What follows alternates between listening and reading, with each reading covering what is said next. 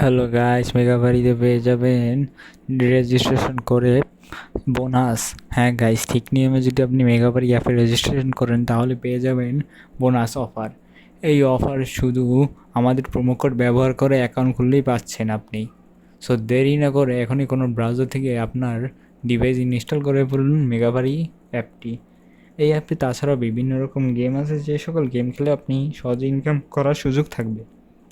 So guys, এই সুযোগটি আপনার বন্ধুদেরকে শেয়ার করে আপনি আরও বোনাস এবং গিফট জেতার সুযোগ থাকবে।